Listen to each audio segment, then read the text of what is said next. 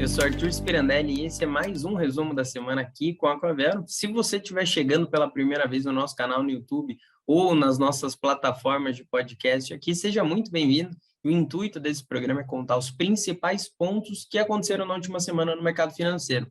Então, a gente conta aqui os principais indicadores que foram divulgados, as principais falas de pessoas importantes para o cenário econômico e político. A gente fala sobre as principais decisões políticas também e já te mantém informado sobre o que vai ser importante para a próxima semana que começa agora. A gente vai contar sobre essa segunda semana cheia do mês de julho, terminando aqui a primeira quinzena do mês, e uma semana bastante dura, principalmente aqui para o nosso mercado brasileiro. A gente já vinha falando sobre algumas quedas por aqui, e nessa semana o nosso índice Bovespa, principal índice de ações no Brasil, recuou mais 3,7% e voltou para os 96.551 pontos, já bem distante daquela linha dos 100 mil pontos que a gente fala bastante. Com isso, o índice Bovespa agora recua 7,9% só no ano de 2022. Lembrando que no ano passado a gente já teve uma queda de mais de 13% na Bolsa Brasileira.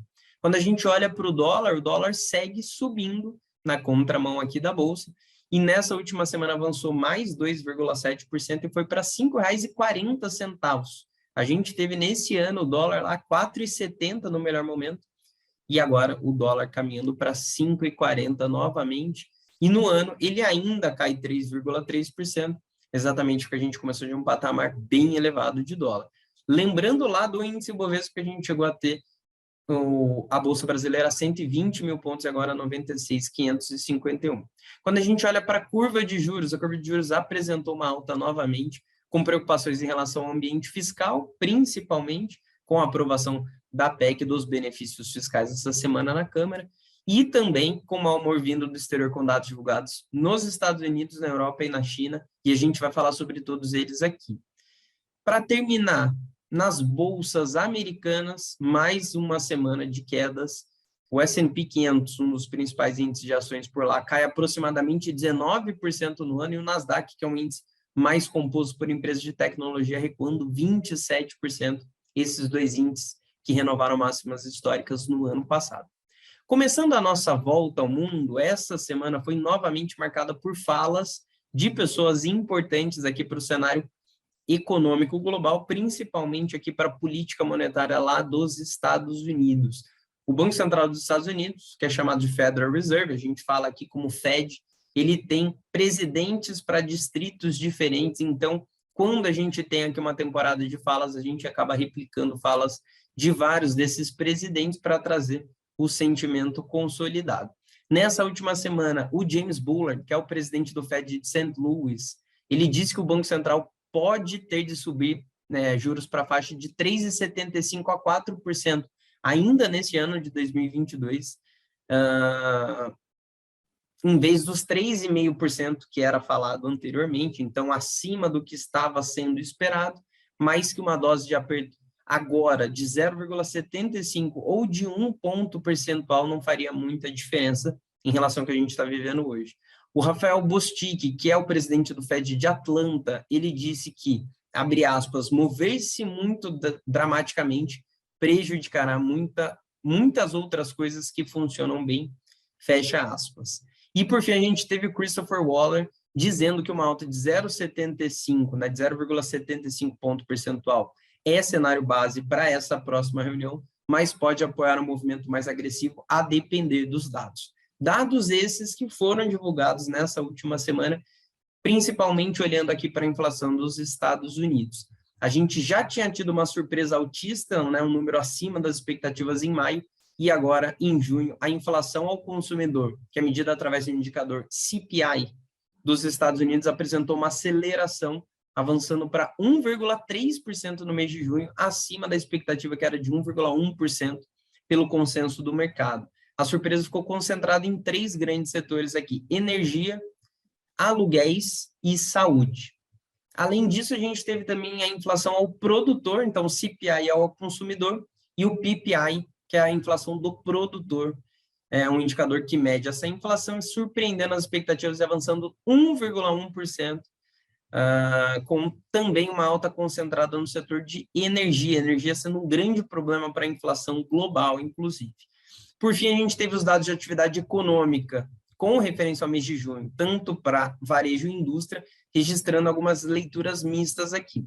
As vendas no varejo avançaram 1%, então vendas avançando por lá, mas a produção industrial recuando 0,2% nos Estados Unidos. A gente teve também nessa última semana a divulgação da prévia da expectativa de inflação ao consumidor, que é divulgada pela Universidade de Michigan, de 5 a 10 anos, arrefecendo para 2,8%. Saindo dos Estados Unidos, entrando no bloco europeu, no velho continente, na zona do euro, as exportações cresceram 28,9% em maio, na comparação anual por lá, e as importações avançaram 52% em maio, lembrando que estamos comparando com o ano de 2021, um ano ainda muito impactado pela pandemia. A produção industrial teve alta de 0,8% em maio ante abril, acima da expectativa do mercado, que era de 0,2%, e produção industrial é um quesito muito importante para a Europa, principalmente para a Alemanha, que a gente vai falar agora, que teve o seu índice de preços ao consumidor, seu CPI, subindo 7,6% em junho, olhando aqui a base anual. Por fim, olhando o Reino Unido, o PIB de maio avançou 0,5%, também acima do esperado pelo mercado, então alguns dados levemente, marginalmente melhores para a Europa. Quando a gente leva lá para a Ásia, do outro lado do mundo, os dados divulgados na sexta-feira mostraram que a economia chinesa desacelerou acentuadamente no segundo trimestre desse ano, ali de abril até junho, com uma queda de 2,6% no PIB, em comparação com o primeiro trimestre, que tinha sido de uma alta de 1,4% no PIB. O desempenho foi pior do que o declínio de 1,5% esperado pelos analistas. E, na comparação anual, o PIB chinês cresceu 0,4% entre abril e junho, o segundo pior resultado desde que a série de dados começou em 1992, somente a contração de 6,9%. Lá no comecinho da pandemia, no primeiro trimestre de 2020, se aproximou desse patamar. E para a gente finalizar nossa volta ao mundo, olhando para as commodities, a OPEP, a Organização dos Países Exportadores de Petróleo, prevê que a demanda mundial por petróleo aumentará ainda mais no próximo ano, em 2023, mas a um ritmo menor, mais lento do que está sendo neste ano de 2022. Trazendo aqui para o Brasil, finalizando essa volta ao mundo, aqui no Brasil, além dos problemas do mundo, a gente tem alguns outros problemas próprios por aqui, principalmente com o ambiente fiscal. A Câmara dos Deputados aprovou a PEC, né, que é a proposta de emendar a Constituição dos benefícios fiscais, que ficou conhecida como PEC Kamikaze, e agora ela vai à promulgação no Congresso. A PEC dos benefícios fiscais, lembrando para vocês, ela aumenta o valor do Auxílio Brasil, que é o sucessor do Bolsa Família, saindo de R$ 400 para R$ 600 por mês, além de conceder aqui um Bolsa Caminhoneiro de R$ 1.000 e Bolsa Taxista de R$ 200 mensais até dezembro, todas as medidas válidas até dezembro deste ano. O valor total de aumento nas despesas no bolso do governo é calculado em 41,25 bilhões de reais, e esse recurso que será contabilizado fora do teto de gastos, ou seja, são 41 bilhões de reais a mais fora do teto de gastos, visto aqui nessa PEC, feita 3 meses antes das eleições deste ano, eleições presidenciais deste ano. Além disso, o Congresso aprovou também a Lei das Diretrizes Orçamentárias, a LDO, para o ano de 2023, que estabelece os parâmetros para a lei orçamentária anual.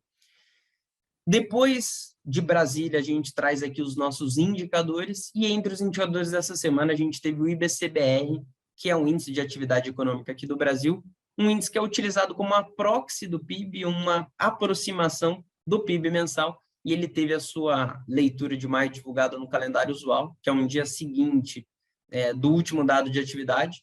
Após 2 meses de divulgação interrompida, a gente ficou 2 meses sem essa divulgação pela greve lá dos servidores públicos do Banco Central.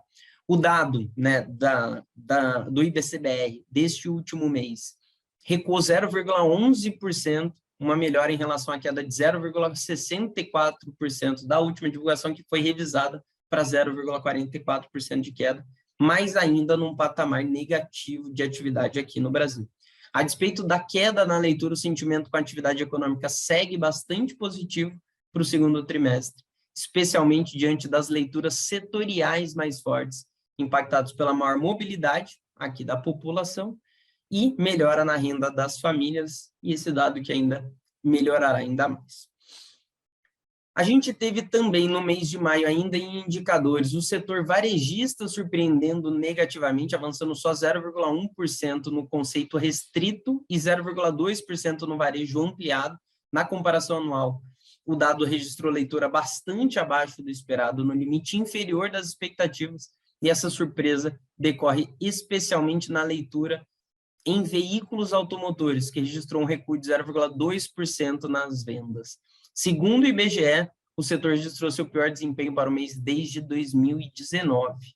E ainda nos indicadores, mas finalizando esse bloco agora, em maio o setor de serviços, a gente acabou de falar de vendas no varejo, e agora serviços, apresentou uma alta de 0,9% acima do esperado pelo consenso do mercado, próximo agora do limite superior das expectativas. Com mais dias úteis nesse mês de maio, aumentando a mobilidade social no mês. Também os setores de transporte, especialmente terrestre e aquaviário, e setor de tecnologia e informação foram beneficiados. Por sua vez, os serviços prestados às famílias avançaram 1,9%, mas registraram desaceleração explicada pela ausência de feriados. No noticiário corporativo, para a gente finalizar a nossa passagem aqui de Brasil, o presidente Jair Bolsonaro voltou a cobrar que a Petrobras diminua a margem de lucro para baratear os combustíveis e diz que troca 4, 5, 10 presidentes da companhia, se for preciso, e não tem problema. Palavras do presidente. Agora que a gente já sabe de tudo que aconteceu nessa última semana, é importante a gente saber como vai ser essa próxima semana, que começa amanhã. Lá fora, o destaque será a política monetária na Europa, com a divulgação da inflação ao consumidor de junho e a decisão de juros do Banco Central Europeu, que já sinalizou que deve começar a aumentar a taxa de juros. Durante a semana, também serão divulgados os índices de gerente de compras, os famosos PMIs, de países desenvolvidos. Então, uma semana um pouco mais devagar em indicadores, mas com decisões muito importantes. E por aqui, os destaques serão a arrecadação federal de junho, para a gente entender aqui o cofre do Brasil, o monitor do PIB da FGV e a segunda prévia do IGPM, um outro tipo de inflação, outro tipo de índice de preços de julho já. E você não precisa esperar a próxima semana, o próximo domingo, para você ficar por dentro de tudo. Todos os dias estamos em todas as redes sociais, através dos nossos canais oficiais da Aquavelo, para você ficar por dentro de tudo na hora e no formato que você preferir. A gente está no Instagram, no LinkedIn, no Twitter, no Facebook. A gente está também no nosso canal no YouTube, não só com esse vídeo, mas com vários vídeos educativos e várias playlists educativas, além dos nossos canais de podcasts, para você nos ouvir por onde você estiver e nos levar com você onde você desejar. Não deixe de acompanhar nossas redes, e se você também tiver lá no TikTok, a gente está por lá numa versão um pouco mais divertida, um pouco mais descontraída. Amanhã de manhã a gente já divulga nas nossas redes o nosso Manhã no Mercado, que conta como vai ser o pregão, como vai ser as principais divulgações ali do dia, e lá no finalzinho do dia a gente conta para vocês através do Tocando o Sino, como foi o pregão, quais foram os principais números daquela sessão, e segue nessa toada durante toda a semana. Combinado? A gente se vê em breve. Tchau, tchau.